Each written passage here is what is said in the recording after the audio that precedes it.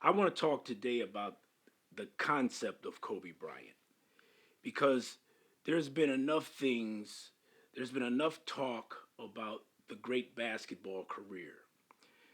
There's been enough talk about his burgeoning business career that was about to take off. There's enough talk about the tragedy of the helicopter accident.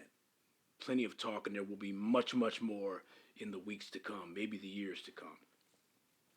There's enough talk about all those things. There's enough interviews with former NBA players, and those interviews are insightful and very informative.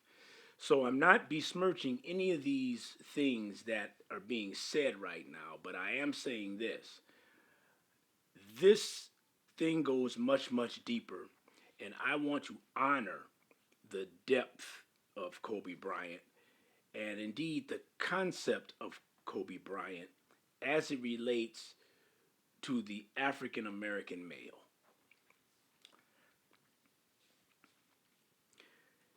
I've often said that the NBA is one of the only true meritocracies that a black man can experience in America.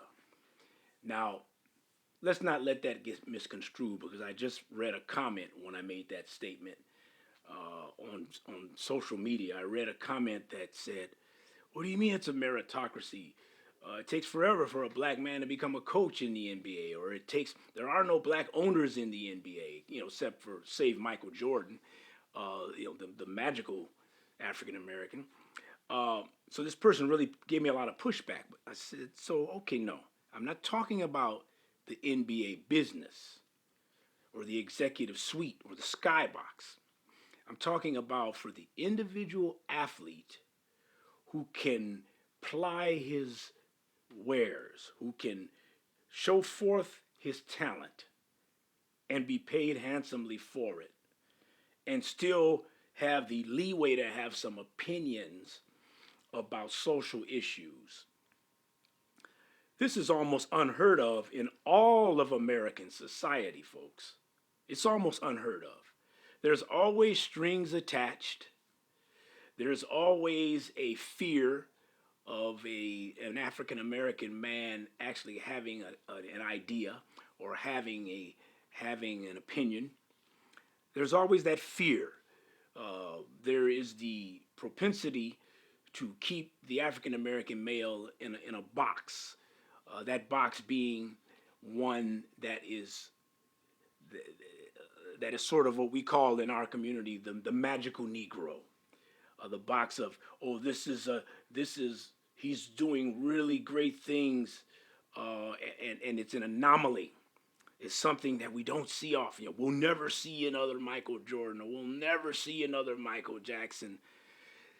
Folks, I'm here to say that given the opportunity, back to this thing about a meritocracy, given the opportunity, the African American community abounds with this kind of special talent, abounds with it.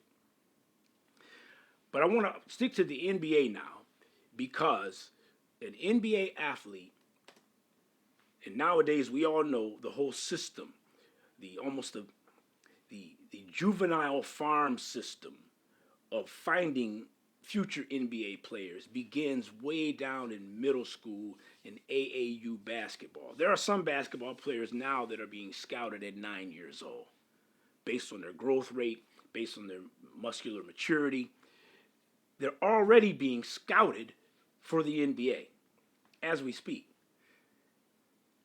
Hardly any other field of endeavor is that being done today. It's not being done in music. It's not being done for future executives. It's not being done for science. It's not being done. But it's being done in the NBA. Herein lies the true depth of what Kobe discovered. A special kudos go out to his parents, first of all. How can you raise a son with that kind of in-depth, focused intelligence at such a young age? and such a cultured young man, a cultured child. Several languages he learned, not to mention the mastery of English. It's Kobe Bryant. His parents need a lot of credit for that, folks. Moreover, Kobe didn't even go to college. Now he might have went in the interim. I mean, after years in the NBA, probably took classes here and there. I don't have that information at my fingertips right now. I'm sure he did because his level of scholarship is at the collegiate or postgraduate level. So he was a learner. He knew how to utilize that adage that is used often in education. I've heard my brother mention this a lot. First, you learn to read, and then you read to learn. And that was Kobe Bryant. He knew the the anatomy of research. He knew how to look things up and study them. You know, it's been said that he even took tap dance lessons to strengthen his ankles. He learned about tap dancing, right? He learned about camera work. He learned about script writing. He learned these things. But I'm going back to the meritocracy that is the NBA. He was fortunate because he entered a realm of human endeavor where he could flourish. Most of us were not in that realm. Now, you watching this, you might say, well, I'm relatively successful. You know, I went to college and, you know, I became an engineer, or, you know, I'm a mid-level executive, or, you know, maybe even I'm bumping up against the glass ceiling. You might say that. But what you cannot say is that through your path through corporate America, that there was a true meritocracy. It wasn't egalitarian where you worked.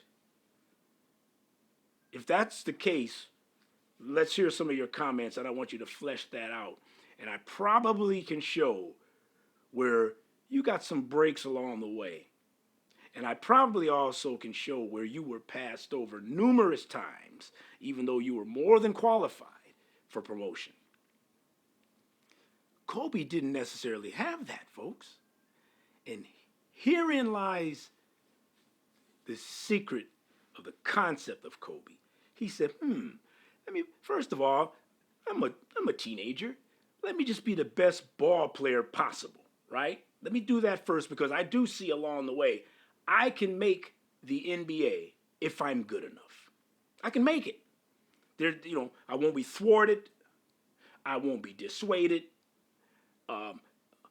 Joe Schmo with two left feet won't be starting before me. Because why? It's more meritorious. It's more egalitarian. It's more fair. Your talent is what brings you through. So he knew this as a youngster. So he said, okay. Then he had the gift. You got to bring your gifts with you. What's his gift? Inordinately tall for the average human being. Good genes from his mother and father. Okay? So he knew he was having growth spurts. I'm going to be tall, but I'm not just going to be tall. I'm going to master the game. The dribbling skills, the handle, the fakes, the various array of shots. I'm going to perfect all of these things, and they will be rewarded. Now follow this pattern. Follow the pattern I'm using here. He saw that his hard work would be rewarded. That's the difference. See, a lot of us, and a lot of you know the value of hard work, but you also know that it may not pay the dividends that you would like. It might get you a pat on the back, and it might give you a modicum of success. It's no guarantee. In the NBA, if you don't get hurt beyond recovery, it's almost a guarantee because you're playing against the best of the best in the world. And all of your practice and working out or lack of same is going to show up on that 94-foot court on the hardwood. It's going to show up. Oh, look at him huffing and puffing at the end of the game. He didn't do his road work. Ah, look at him getting the ball stolen from me. Ah, he didn't work enough on dribbling with both hands, having ambidextrous qualities of his handle. You know, oh, look at him. He's shooting a layup and he gets blocked nine times out of 10. He didn't work enough on his quads, didn't work enough on his leaping ability. These things show up because the hard work is rewarded and you see the results. Kobe knew this. So let's fast forward. What we're talking about is true cause and effect. This is what Kobe knew. Cause and effect. Why can he hit these clutch shots at the end of the game by the dozens and probably by the 100? How can he hit all these shots when the clock is about to run out? Because he shot 500 times every hour in practice. Because he had sessions where he shot 2,000 baskets. So the clock running down to 0.5, and he's firing up that jumper from 30 feet or the fade away from 15, piece of cake. Cause and effect. He worked on it. Here's the result. So imagine that from the time you're 12 or 13, and certainly by the time he got to the NBA at 18, 17 and then turning into 18, he saw that correlation of cause and effect. You see? You probably didn't see it. Maybe it took a while for yourself. It takes a while for all of us. And we sit there crossing our fingers because we might not get the opportunity. We might get passed over for the promotion. We might die in utter obscurity, having some great vision or great idea or great ideal for humanity.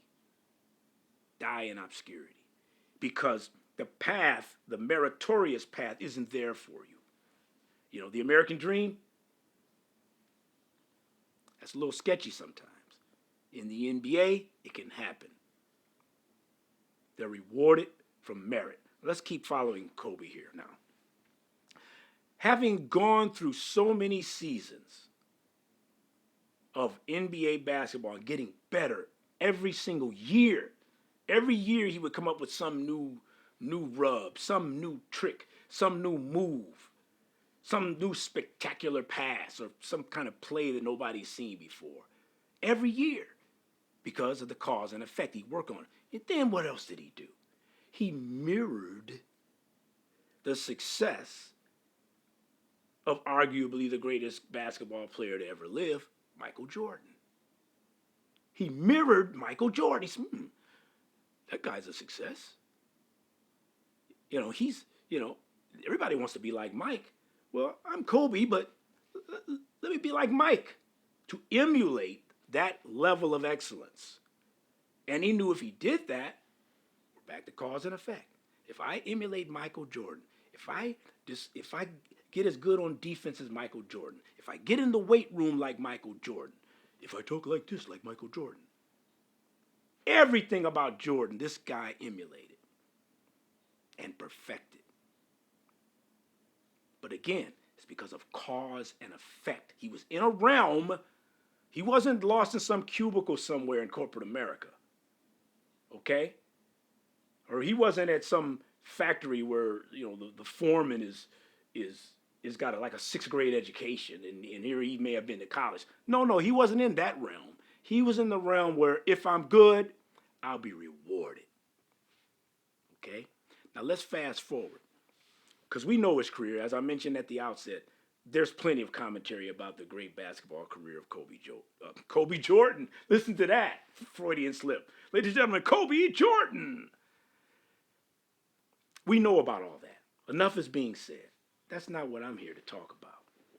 So let's fast forward to these recent years when he finally retired. He says, I've done all I can do. And Father Time did catch up with him. As great as he was, Father Time is undefeated. Okay, you're going to get old, you're going to start to ache a little bit, you're not going to be as fast, your reflexes are slowing down. He saw that. So he said, I've done plenty. I'm going to call it a day here.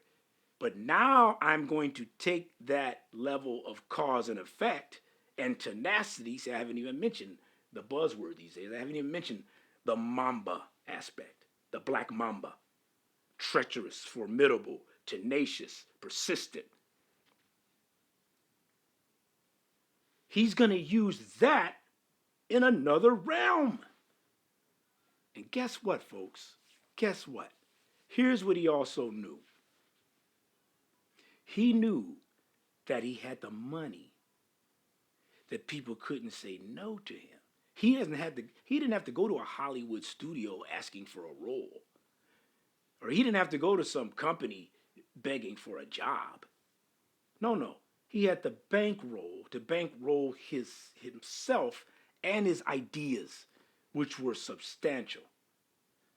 Children's books, a film, which acts an animated short, which won an Oscar. Those are the things that cause and effect can do when it goes unthwarted. Let's talk about the thwarting of African Americans. It goes all the way back, friends. It goes back to the point, well, it goes back hundreds of years. And I urge all of you to read and watch the podcast about the 1619 Project done by the New York Times by Nicole Hannah-Jones. Look at the 1619 Project. Give you a better idea about the plight of African Americans in America. But this man was able to overcome the thwarting that we've had since we've been here. Now, but the main thwarting of our dreams came right after slavery was over, when there was freedom, the illusion of freedom. And it came at a cost, because there was a few years where, well, first of all, what do I do? What do I do? Where do I go? How do I earn a living, etc. So those were some very debilitating years. But what ended up being worse is when black people finally got their footing to be Black Mamba, to exercise cause and effect, to educate their minds. When black people did get that opportunity or make that opportunity, then what happened? The big thwarting took place. Hate crimes, racism, lynching, the Klan, institutional racism for over 100 years after slavery. Thwarting at every path, redlining of districts, thwarting, thwarting, thwarting. Stop. It's not a meritocracy. You're black, back of the line.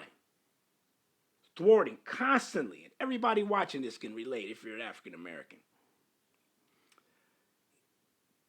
Kobe Bryant he represented the emergence beyond that type of thwarting, and it came by virtue of the fact that he was in a league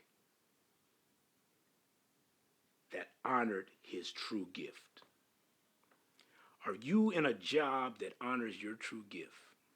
Can you be your authentic self in your job? Your authentic self. Let's think about Kobe now. Authentic. You see him, he speaks his mind, he does what he says he's going to do, and more. Unthwarted, unfettered, flourishing. That's something historical.